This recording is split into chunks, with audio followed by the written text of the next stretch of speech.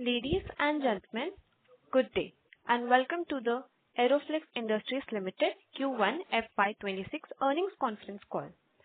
This conference call may contain forward-looking statements about the company, which are based on the beliefs, opinions, and expectations of the company as on the date of this call.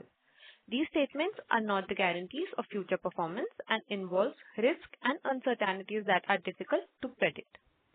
As a reminder, all participant lines will be in listen-only mode, and there will be an opportunity for you to ask questions after the presentation concludes.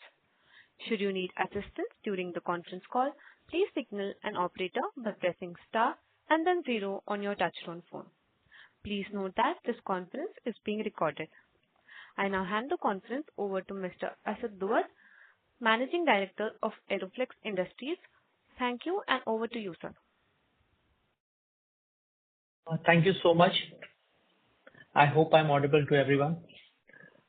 Yes, sir. Good morning, everyone. I welcome you all to Aeroflex Industries Limited's Q1 FY26 earnings call. Joining me today are members of our senior management team and representatives from Strategic Growth Advisors (SGA), who is our investor relations partner. I hope that you have had a chance to review our Q1 results and the investor presentation, which is available on the stock exchange and also on our company website. This quarter has been a challenging one, as you have seen from the results, and it has been the first time in a very long time where our performance has deviated from our consistent record. The decline in revenue was primarily because of external macroeconomic environment, especially the issues regarding tariffs and the consequent disruption in the buyer segment across several key geographies in the export market. This regulatory uncertainty led to a temporary dip in the procurement from our customers, which also resulted in delayed orders and also cautious offtake. But we believe that this dip is only transitory, and we have started to see signs of stabilization and sentiment coming back to some sort of normalcy. And we have also started to see the order flows starting to move from Q2. We remain confident that the impact which has been seen in this quarter will be offset over the remainder of the year, and we strongly believe that the long-term demand for our products continues to remain strong, and our strategic roadmap is also firmly intact. Some of the key highlights of the quarter. So one of the most significant developments that happened is our entry into the next-gen cooling technology for the data center infrastructure. We are proud to announce that we have signed a long-term agreement with a listed U.S. corporation, the market capitalization of which has a market capitalization of over $50 billion. This agreement is for the supply of liquid cooling solutions for the data centers. I think this is a great sector for the company to enter into, considering the multi-decade growth opportunity that this high potential sector provides to the company, not only in India but across the world. Our state-of-the-art Delos plant and our engineering and our R&D team are the key factors that help us to get this opportunity. I'm also happy to share that we have received the first order worth rupees 7.8 crores for providing these cooling solutions to the data centers. This order entails the development of advanced flow control components which will be used for the cooling systems. Now talking about our performance for the first quarter, our total income stood at 84.67 crores, which is a decline of 6% on a Y-on-Y basis. Our EBITDA stood at 15.8 crores, which translates to an EBITDA margin of about 18.68%. Our profit after tax stood at 7.7%, which is a PAT margin of around 8.46%. This is mainly due to higher depreciation. From a margin perspective, our hoses and assemblies segment continue to deliver strong margins in the range of 22 to 23%, which is in line, with the trends over the past few years.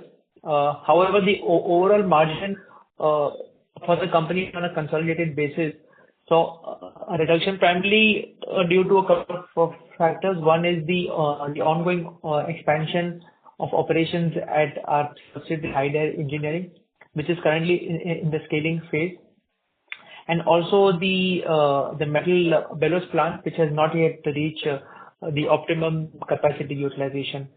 So these are the two projects that we have in which we have it's for the long term, and where we feel that over the next few quarters we'll be able to see these two segments contributing both in terms of revenue and also in terms of margin. So these are the strategic investments, capex that the company has made, and as their capacity utilization increases, we expect operational efficiency to improve and also the margins to normalize over the next few quarters. The segment of our assemblies continues to contribute to more than 50% of our total sales, which is in line with our full year targets. Despite this temporary blip, we expect to continue with our planned capacity expansion, as we see that this is just a temporary blip, which will be normalized in this quarter, and the growth to resume after that. To sum up, I think Q1 has been softer than what we had expected, but we firmly have the belief for our long-term outlook, and we remain focused on execution, on scaling up, and we believe the business is well positioned to bounce back in the next few quarters with renewed momentum. Looking ahead, in terms of this financial year, outlook continues to remain positive. Our capacity expansions are progressing well, and are in line with our long-term objectives and growth. As expected, the ongoing investments led to a slight dip in our margins, but as the new capacity scale up and fixed costs get absorbed, we expect the margins to gradually increase over the next few quarters. Our foray into the cooling solution space, it provides a strategic opportunity, and it opens new doors to high growth sectors such as the data centers and advanced thermal management technologies. This will enable us to move from traditional business to enter into this new age, next generation innovation led industry. We are focused on deepening our capabilities and also strengthening our product portfolio, and we are building a more globally diverse presence across the world. Looking ahead, we are confident in the overall growth trajectory of the company, and we are putting in all our efforts to fulfill our targets for this financial year. I would like to thank all of you for the continued support and trust that you've had in the company. Last quarter was just a blip, and we hope normalcy will resume from this quarter onwards. With this, I conclude my remarks, and now I would like to open the floor for Q&A. Thank you very much. We will now begin the question and answer session. Anyone who wishes to ask a question may press star and one on their touchtone telephone. If you wish to remove yourself from the question queue, you may press star and two. Participants are requested to use handsets while asking a question. Ladies and gentlemen, we'll wait for a moment while the question queue assembles. The first question is from the line of Raman KV from Sequent Investment. Please go ahead. Hello, sir. Can you hear me? Yes. Sir, I just want to understand that in Q4 also there was a revenue degrowth due to shipment delays, and you mentioned that those will be spillover in terms of in Q1 with respect to most of the delayed shipments were sent in April, and again in Q1 also there was a delay. So basically, I just wanted to understand, one was that there was a spillover of previous quarter also, and despite that, there was a revenue decline. So I just wanted to understand, going forward, will there be revenue decline for next 2 quarters as well? All right. So, in terms of, for Q1, the majority reason for the dip in sales is because of the new orders or the decline in the demand from the international market. The exports degrew in the last quarter. However, the domestic market grew by more than 30% in Q1. So, the decline in sales in Q1 is mostly due to the temporary dip in demand. So I hope and for the next few quarters, so we, like I mentioned, we've already started to see things coming back to normalcy. Obviously we'll not be able to give specific numbers, but we have seen that we've started to already see the order flow from our export must become much better in the month of June and July, and hopefully in the next few months as well. I believe that the last quarter was just a temporary blip, in the growth of our company. Okay, sir. And sir, with respect to the data center order of 7.8 crores which you received, what is the execution timeline? So, it will be executed mostly in H2. As in dispatched from our factory. And so what is the market opportunity of your product? Like, I want to understand, you are supplying liquid cooling solutions with respect to data centers. What is the total addressable market domestically as well as internationally? So, in terms of data cooling, the estimated market size, as per market estimates, is somewhere around $4.4 billion, right? But that's for the entire cooling solutions for data centers. And we obviously perform a subset of that. So specifically, the product that we are giving, it will be hard to give a market size of that particular product. But if you see the overall data center cooling market, that's around 4.4 billion, and that's growing at a CAGR of 20% worldwide right now. So it is expected to become almost 5 times in the next 7 years. So that's the market size in terms of. Obviously, this is our first order that we have received. Also have multiple discussions lined up, subsequently as well. So we are hoping that this particular division will have a substantial contribution to the overall business of our company over the next couple of years. Sir, my final question is with respect to your guidance. You earlier in Q4 guided about 20 to 25% PAT growth in FY26 as well as EBITDA margin improvement. And you said metal, bellows, and high deck will contribute 30 crores each. Are we sticking to the guidance, or now that there has been a degrowth in terms of market demand, it will be revised?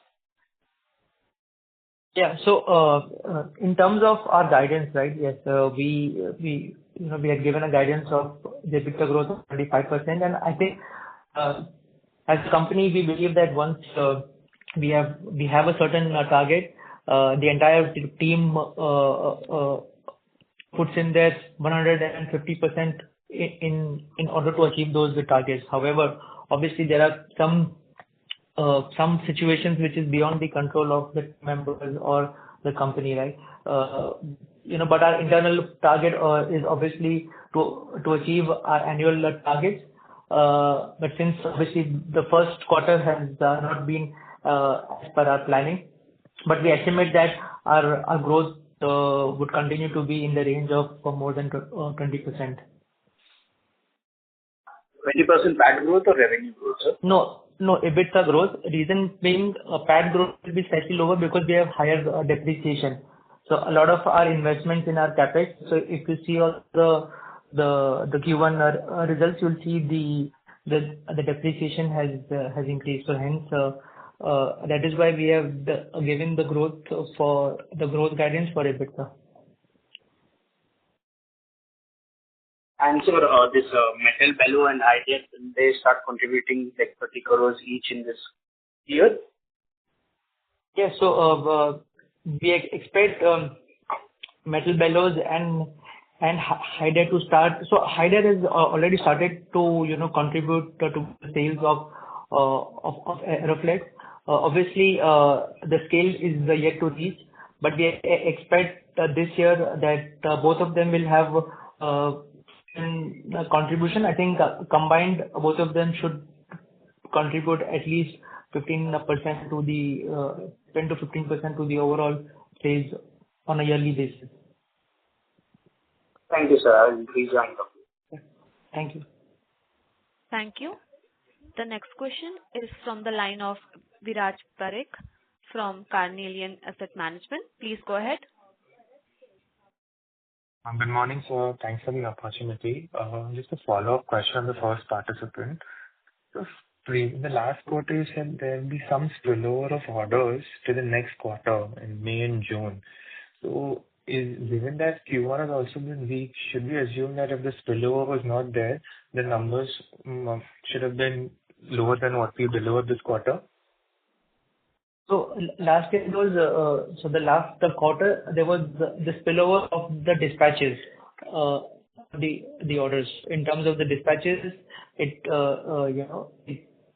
moved on to this quarter. So yes, so this quarter obviously the demand was lower, specifically in the month of in the early parts of the quarter. But like I said, July has been a good month where we have seen the things coming back to normalcy, and also with this new project that we have and that we have received. I think we have a lot of positive things happening in this month already, and start of this quarter already. So I think a blip, and I think we expect the Q2 to be normalized, and then Q3 to see back the company into the growth trajectory. In terms of percentage terms, how much would be the spillover from Q4 to Q1? I would not have the exact percentage right now, but I can get back to you post calls. Sure. It's the second question, sir. We are seeing that things would get normalized in Q2 and the rest of the year. If I'm correct, this year out of Europe has been significantly down for us as a region, and US as you highlighted in the last quarter, for the tariff uncertainty. But Europe particularly catches my eye because I think we are at a 14 crore quarterly run rate for Europe, which is the lowest in the last 5 quarters. So if I'm to assume that we get back to Europe is a similar run rate as last year, it would require a 40 to 45% growth from the current quarterly run rate. So can you help me understand if this is possible or not? Yeah. So we had a decline in Europe also and also in the US as well in terms of in terms of the sales. Obviously, Europe was also significantly impacted because some of our large customers who we sell to, they ultimately use our products in their machineries, and they also have a lot of exports to the US. So hence their demand also saw a slowdown, wherein it actually affected us. So Europe got doubly affected. One, obviously from the demand itself in Europe, and second, because of our customers of Europe, they supply their end products across the US as well, and they also got impacted. So that is why.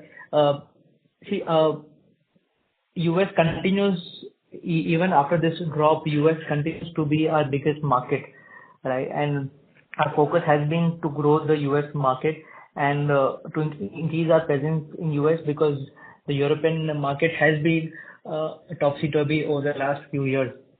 And we will continue to focus on increasing our presence in this market.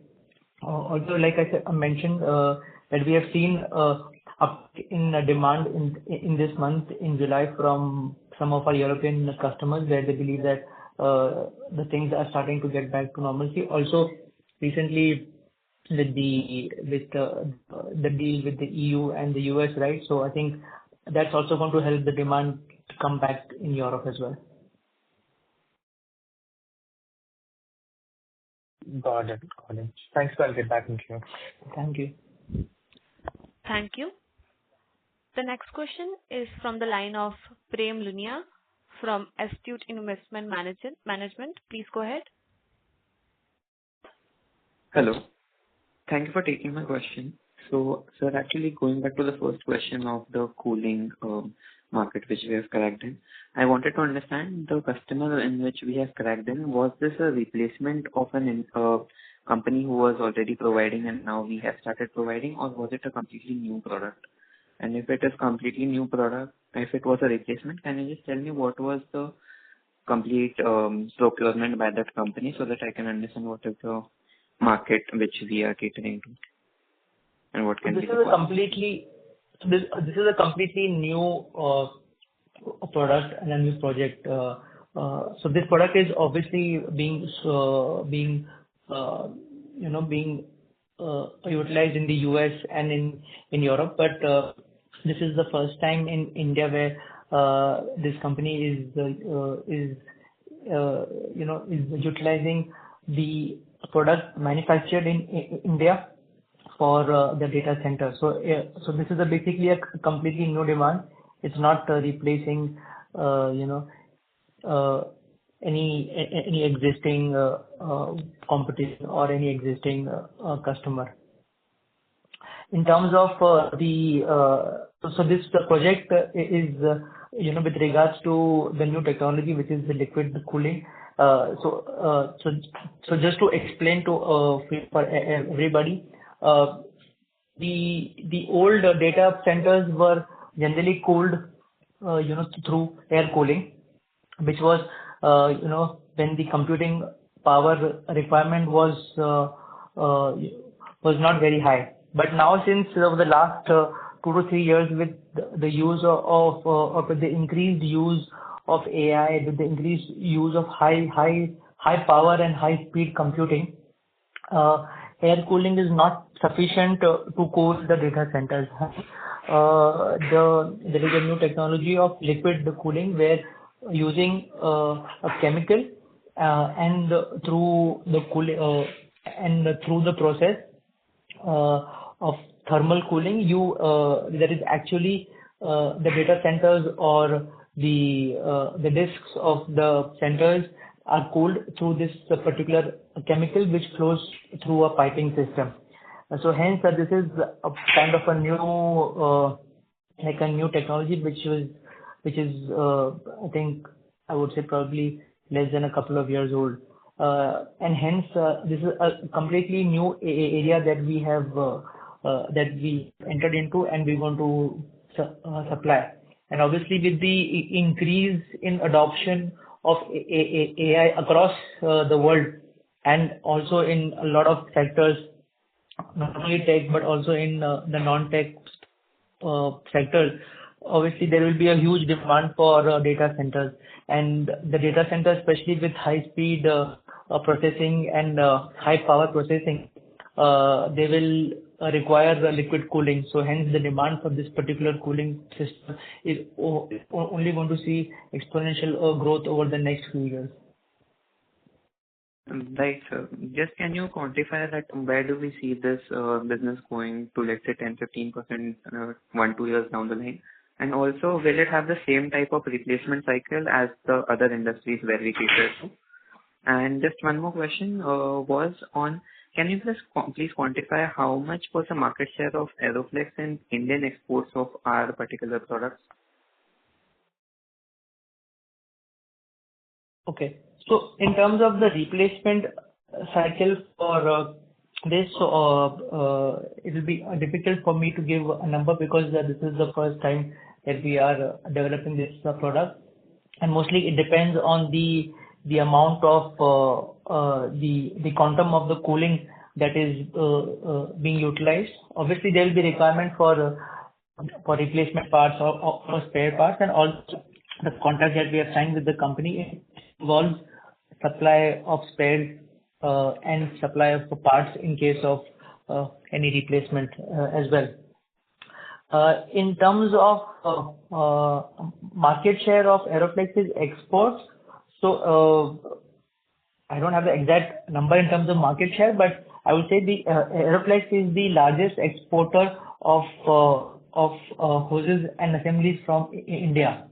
So we are by far, the biggest player in terms of export. Also, we are the largest in terms of the domestic market as well. So we are the leaders both in the domestic market as well as in the export market. Difficult to give exact market share number, but we are number one by far. Sure. Thank you so much. Thank you. The next question is from the line of Astha from Picade. Please go ahead. Hi, good morning, sir. Thank you for giving me this opportunity. So can I know what will be the revenue contribution from each of the segments going forward, and what was the contribution from each of the segments? I understand that you have given the split between assemblies and the other segment, but did we get any revenue from metal bellows? Yes. So we had about approximately 1.3 crores of business in the metal bellows. So we expect that over the next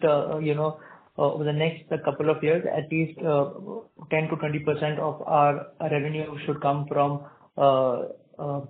these businesses, and plus the new liquid cooling solutions project, right? That will be executed using our bellows facility and our machineries for bellows. So that will also see a significant uptake in terms of the percentage of contribution from this particular division. So sir, this 10 to 20% will be by which year? This is I'm talking about this year so in this year with all the new projects of bellows of liquid cooling and of high air, 10 to 20% of the business can expect in this year from these particular divisions. It will be difficult to give an exact percentage, so ballpark figure of 10 to 20%. So what would be the margins in metal bellows? In metal bellows, the EBITDA margins is around 28 to 30% at an optimum capacity unit utilization. Obviously, right now the utilization is not at that capacity, hence you're not seeing those margins in the numbers. But once the bellows plant reaches a certain capacity utilization, you'll see the margins of 28 to 30% because the gross margins in the metal bellows range anywhere from 50% to 60%. Okay. So what is the order book as of now? Do we have the certain order book in each of the segments? In terms of metal bellows and for obviously in terms of the liquid cooling, we've already mentioned the order that we have received. In terms of hide air and bellows, obviously the scale at which they are right now, the order book is small. But we're seeing that we've started to. So we've also got certification from the American Society of Engineers, which is one of the requirements for metal bellows. We have already received that certification, and we have also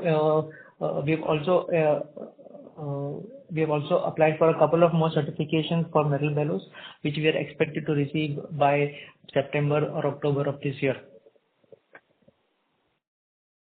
But my question is that do we have any order book in hand? I know that we have approximately 8 crores in metal bellows, but apart from that, for assemblies or other segments as well? Yeah, so those order book are we divide our orders. So in terms of the overall business of Aeroflex, we have two sets of customers. One is those customers who give us a tentative quantity on a yearly basis, and then they place periodic POs based on their quarterly requirement. And then we have certain projects that we work with the customers. These are long-term projects wherein we start working with them on prototypes, then testing. Obviously, first comes the design, then prototype, then testing, and then it goes into production. And then we have the set of distributors or assemblers who buy the regular product from us, and they mostly buy on 2 containers, 1 container basis. So those are ongoing orders which happen on a quarterly or a monthly basis. So we specifically don't have like a specific number for an order book of a certain value or a certain amount. Yeah. Got it. So my last question would be that who else we are competing with when it comes to data center liquid cooling products? And if we are competing with the player like in India as well as in the foreign market, and in the foreign market, how much would be the price difference in percentage terms? Okay, so right now the project that we have got is for supplying to the India market. So the US company has received the contract for the data center cooling for the India market, and we need to supply our products in the India market. So specifically in terms of price comparison, will be difficult to tell you, because once we foray in the international market, only then we'll be able to share with you the exact price comparison. In the international market, our competitors are already supplying these kind of systems to the data centers, the likes of Senior and the likes of Parker. Both of them are supplying the cooling systems to the data center. So they are our competitors in this segment as well. Okay. Thank you, sir. Thank you. Ladies and gentlemen, anyone who wishes to ask a question may press star and 1 on their touchtone telephone. The next question is from the line of Jeevan. From Jeevan, please go ahead. Am I audible? Yes, I can hear you. Yes. So this quarter one is due to the tariff issue, it is lumpiness, or normally also quarter one is weak as compared to quarter two or quarter three, quarter four? So generally, Q1 is obviously one of the quarters which are, which is generally, I would say, sometimes is weak because of certain, spillover, but it will be difficult to, to confirm that. The reason being, because our business depends on a lot also on the project, right? So, some of the projects can start in Q1, so, we can see higher the demand in Q1. So, difficult to just say that whether, Q1 is always weak. Sometimes it's weak, sometimes it's strong.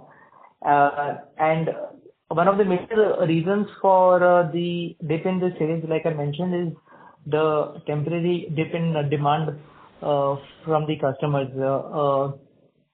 It was to a great extent it was related to tariffs. Reason being, I might not have informed in the earnings call, but the tariffs on our products increased by almost 3 times. So it was earlier approximately about 3.5%, and it increased to 10%. So that was also a significant cost addition to our customers as well, right? Where they had to bear an additional duty of 6.5% on the product.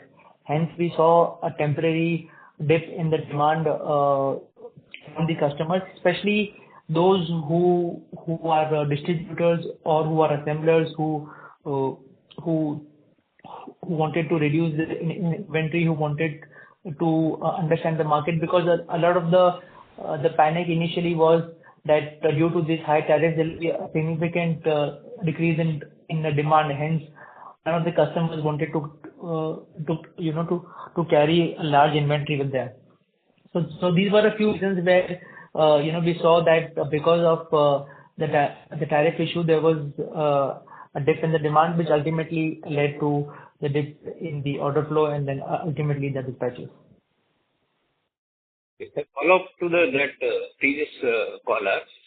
You said that certain competitor in the cooling solution is there and but is there any competitor in India also, as we are the only supplier in India for the cooling solution to the data centers?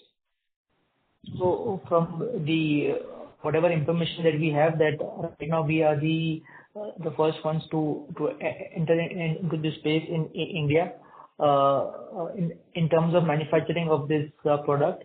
That's why this the company that we have tied up with have chosen us as their supplier for the data cooling solution. So this is a completely new business for India as well. Thank you, sir. I'll come in. Thank you so much. Thank you. The next question is from the line of Jyoti Singh from Arihant Capital Markets Limited. Please go ahead. Yeah, thank you for the opportunity. So just few clarification. Like you earlier mentioned on the focus, expansion on the focus. So like we are focusing on the Europe more or on a US, because Europe we already have good presence. And another on the data computing liquid cooling side. Any RFQs on the order book side in any certain geography we can discuss. And lastly, on the competitor name side, like you mentioned few, but it was not very clear. So if we can discuss on the data center cooling liquid side competition, what are there? And going forward, still we are seeing demand impact because of the tariff. If anything, we can discuss on that side. Thank you. Yeah. Okay, thanks. So your first question was Europe versus USA. So USA remains our biggest market, and the focus of the company remains the US. Europe over the past 3 to 4 years has seen a lot of ups and downs. I think more downs than ups.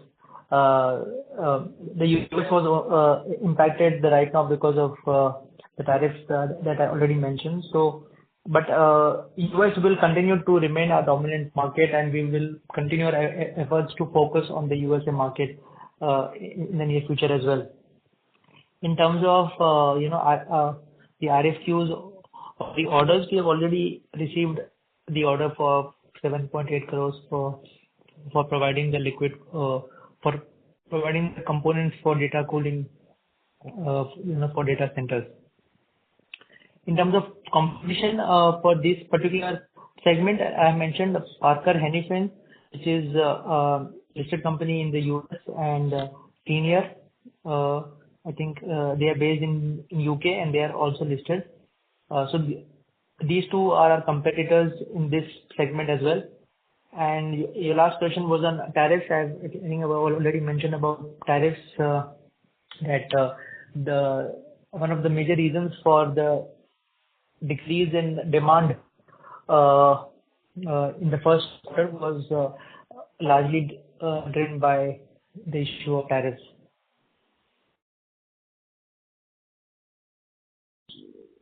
Okay, thank you, sir. Thank you. Thank you. The next question is from the line of Soumya S. from Insightful Investments. Please go ahead. Hi, sir. Thank you for the opportunity. I just had a confirmation. I couldn't hear you when you gave the exact revenue for metal bellows for the quarter. Did you say 4.8 crores or 1.8? No, 1.3 crores. 1.3. Okay, got it. That was all. Thank you. Yeah. Also, just to update to everyone, I think in terms of also, obviously we've not yet had any questions on that particular point, but I just wanted to update to all the members on the call in terms of our QIP. A lot of the people had spoken to me previously, about the plans for the QIP. So I just wanted to update to everyone that the whole idea for the company for the QIP was primarily for inorganic acquisitions, and to update to everyone that we will only proceed for the QIP once we have finalized the terms of the acquisition. So and any acquisition that we do will be value accretive for the shareholders. So the QIP will only be done once the acquisition opportunity. Hence, I just wanted to update this to all the members. Thank you. The next question is from the line of Maitri Shah from Sapphire Capital. Please go ahead. Yeah, hello, am I audible? Yes. Yeah, I just had two questions. The first one was, we supplying cooling system parts. So could you explain what percentage of parts are in the entire cooling system do we cater to? Sorry, what part? So the parts that we are supplying, what is the percentage of that in the entire cooling system? Okay. It's difficult to give a number for that because the entire system, the project is taken by the company who has ultimately given us this contract. So the cooling or the cooling solution is just one part of the entire project, the cooling project that they have taken. So it'll be difficult for me to give you a number on that. Any percentage of maybe 10% of our parts are used in the entire cooling system. Is that? I will be very frank. It will be hard for me to say because any number I say will be just a very, very wild estimate. So I think we'll be just to wait for at least a couple of quarters when we started to deliver the cooling solutions, and once we get better understanding in terms of the final usage, only then we'll be able to give you an estimate. So right now it'll be slightly pretty much I would say to give any number on the percentage. Okay, that makes sense. And previously we said that we're guiding for a 20% growth in our EBITDA. Is that correct? Hello. Yeah. Sorry. Are we guiding? Are we guiding for a 20% growth in our EBITDA? Is that correct? Yes, considering the Q1 results. So there's a 20% growth in our EBITDA with a 19% margin. So are we expecting our revenues to be around the 500 crore mark for this year? No, so our margins will be definitely much more as compared to what we had in the first quarter, right? Generally, our EBITDA margins should range anywhere between 21 to 22% on an annual basis. That's what we aim for. This is on the Concall level? Yeah, totally, yeah. At a Concall level. Yeah, because in the presentation it was mentioned that we are guiding for a 19% margin, EBITDA margin on Concall level. So are we increasing the guidance to 21%? Oh, I think in the presentation it was 19% is the margins which is in Q1, not on projections. So maybe you would want to just double check. Yeah, it was okay. Okay, so we are guiding for a 21% margin. Yeah, 21 to 22% margin. That's what. So, like I think in couple of quarters back, maybe I think last year, our aim is that in some quarter margins could go up, in some quarters margins could go down.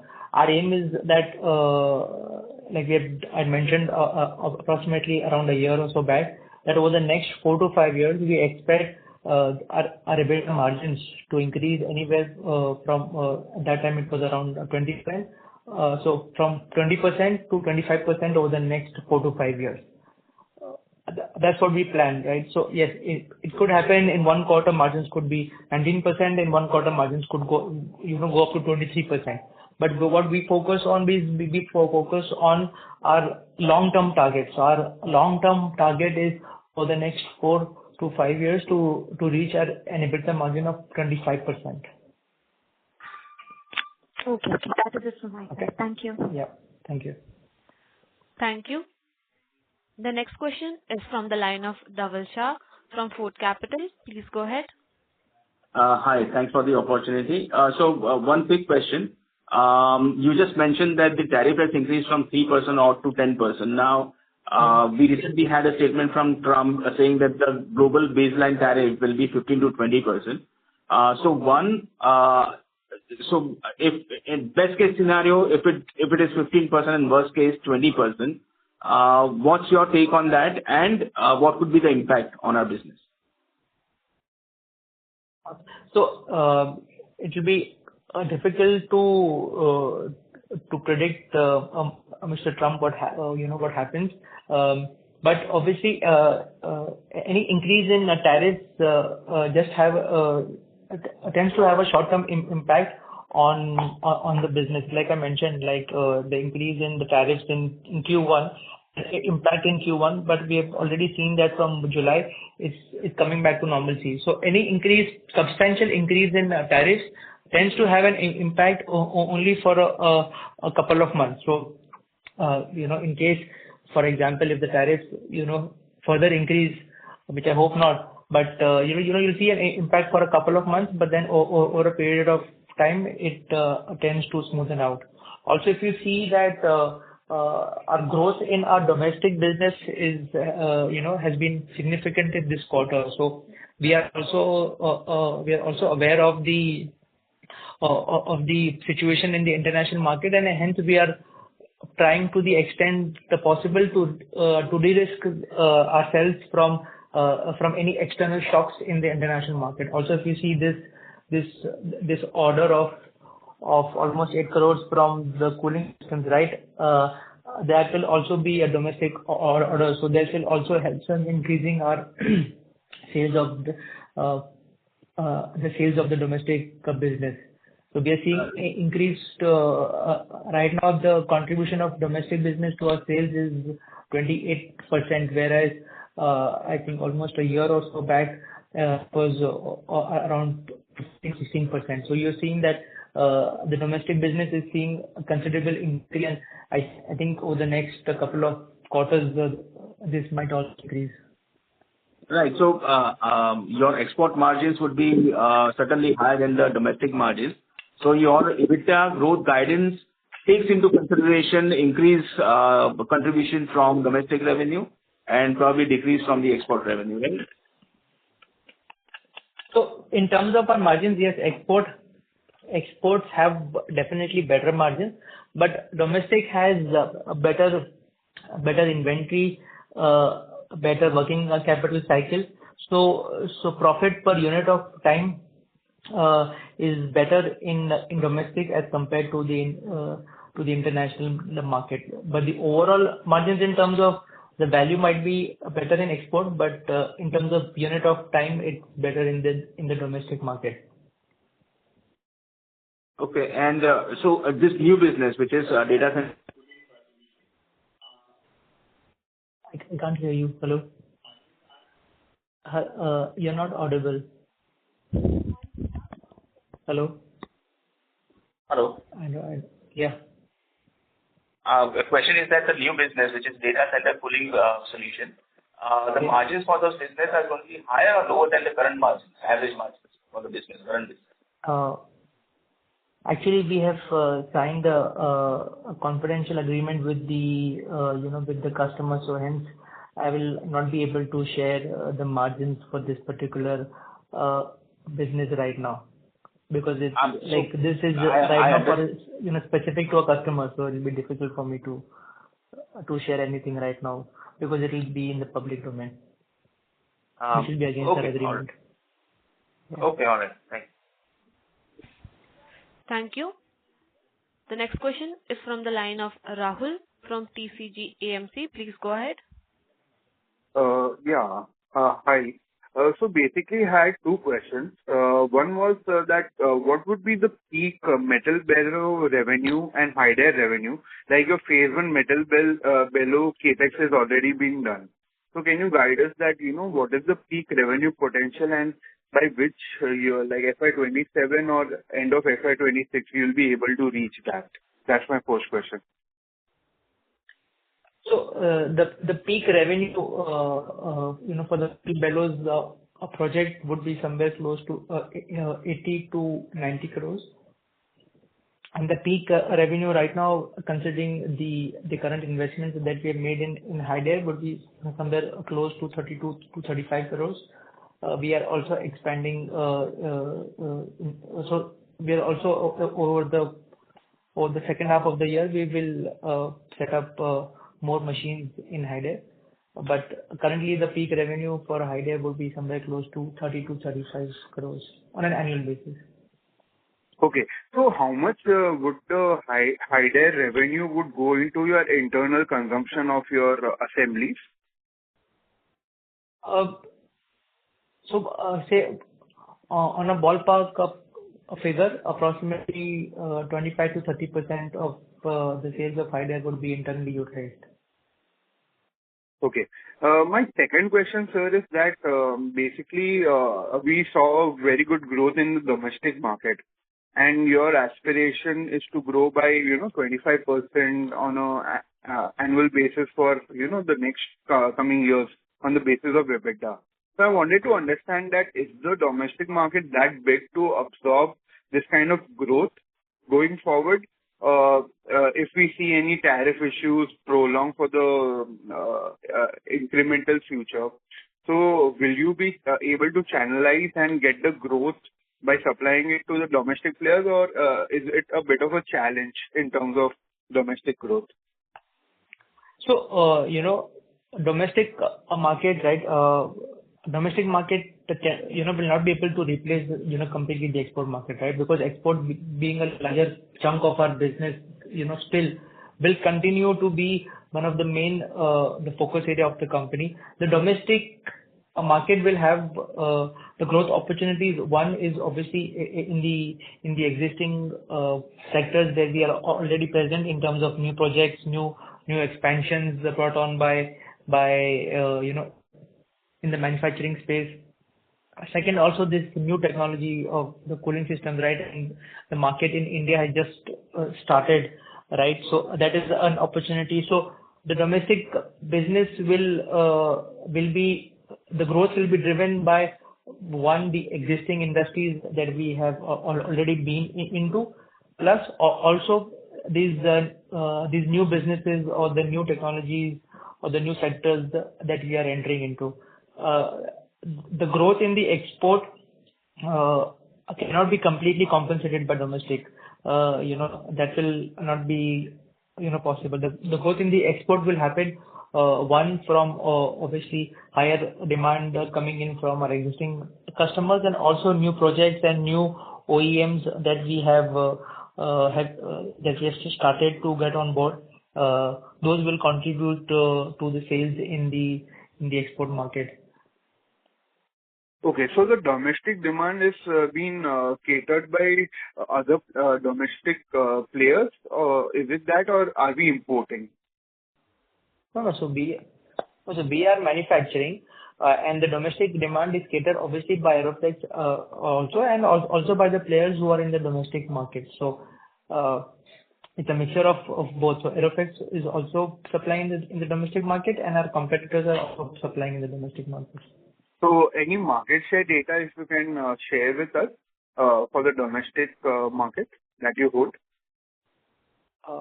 Specifically for the domestic market, I don't have a market share data. We have for the overall worldwide market, which is part of our presentation.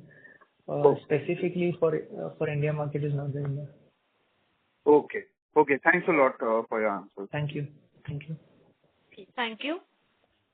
The next question is from the line of Rahul Kumar from Vaikarya. Please go ahead. Yeah, hi. Just one question, actually. For the exports which you did to US, did you have to bear the extra tariff of 10%? Also, in most cases, our shipments, are FOB or CIF. So in most cases, our customers only bore the cost of the tariff. There were like one or two cases where we had to bear, but that was just, it was a very small quantity and a small order. So, but in most cases, the customers only bore the cost. Okay. And what are the discussion ongoing with respect to the, let's say, the contracts going forward in terms of the tariffs and, and the pricing? So, the whole, when we spoke to our customers starting, in the middle of April, right? They had an internal, a lot of them had the mandate to reduce their, procurement temporarily, as they were not sure about the demand for their end products in the market, because everybody felt with the tariffs coming in, there'll be a significant drop in demand, in the US in terms of the end products. So hence the entire procurement cycle got delayed. But what they've seen is that the expected reduction in demand was not as significant as the people had predicted, and hence starting to see that the people have started to see the orders flow in back to normalcy. Yeah. No, I just actually wanted to understand your contracts with your customers in light of these tariffs now. Yeah. So what happens the incremental. So what happens is, with a couple of our large customers, we have annual contracts, but the quantity, so they get tentative quantity for the year, and then the quantities, on a quarterly basis, based on their market demand, they release the POs. So, like I mentioned, the POs for the first quarter when they release the quantities were lesser than what they would generally procure. So, and like I mentioned, that was because of the expectation in the market that the demand is going to significantly go down. Hence, the few of the contracts that we had, the customer, wanted to buy a lesser quantity than the contract. And then, like I mentioned, then we have a lot of customers who are distributors and assemblers, and they generally work on, on orders on a multi-container basis. Say, for example, 2 containers or 3 containers, and they place the order only, when they have, or only when, if they see a sharp decline, they tend to delay their purchase, so that they don't have to bear the brunt of our inventory. Okay. And what's your share of business in exports from these assemblers and distributors and OEMs? Okay. It's mostly we have three segments. We have OEMs, we have channel partners or distributors, and then we have assemblers. Our split is mostly equal. We have 30% of our business coming in from OEMs, around 5% of the business coming in from the distributors, and the remaining from the assemblers. Okay. And is that a similar mix for the domestic business also? No. So in the domestic business, about only in the domestic business, only about 20 to 25% of the business comes in from distributors and assemblers. The reason being, in the domestic market, we are supplying directly to the end customer. So your likes of your steel plants, oil and gas plants, ports and terminals, we are a direct vendor to them. So we supply directly. We have ARCs and annual rate contracts and AMCs. So in India, the split is 70/25. Okay. And just for exports also again, do you have to reprice your products in lieu of tariffs? So like I mentioned earlier, the increase in the cost of tariffs was mostly borne by the customers. So generally, repricing for us is not so relevant. On a case-by-case basis, where we feel that the customer might be really adamant on a certain discount in lieu of tariffs, we do it on a case-by-case basis, depending on customer, his business potential, his business tenure with the company. So it actually depends on the customer, but it's been generally few and far between right now. Okay. And let's say when you're exporting to US and where are your competitors based out of? Are they based out of US or China? I mean, their manufacturing facility. No, so our competitors are based out of US. Our competitors are based in Europe. Competitors are based in so when we supply to Europe, the competitors are mostly European companies. Then it is the companies who are manufacturing in Turkey. Then when we are supplying to the US, it is we are competing with obviously the American manufacturers, plus also manufacturers in Turkey and Europe, or ultimately supplying to the US. So and then obviously when we are supplying in India, our competitors are the ones who are manufacturing in India. Okay. So then for the supplies to US, are you not at a relative disadvantage with respect to pricing? Sorry, I was not able to hear you. Can you just repeat it, please? No, I think given the tariffs now, are you not at a relative disadvantage versus your US manufacturing competitors? Not yet. I think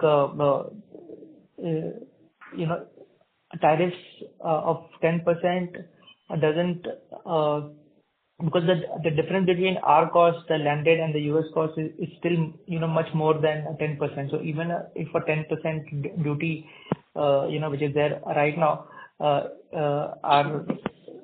we are not at a disadvantage as compared to as compared to the American manufacturers. Obviously, if it goes up to 25-30%, that's a different case. But right now, that's not an issue. Okay. Yeah, that's all. Thank you. Yeah. Thank you. Due to time constraints, this will be the last question. I would now like to hand the conference over to the management for closing comments. Thank you so much, everyone, for your questions. If in case I have not been able to answer any questions of anybody, you can reach out to SGA, who is our investor relation advisor, and they can clarify you on the same. Thank you so much for your time. for listening to us and for sharing your queries. Hope to see you for the next earnings call. Thanks a lot. On behalf of Aeroflex Industries Limited, that concludes this conference. Thank you for joining us, and you may now disconnect your lines.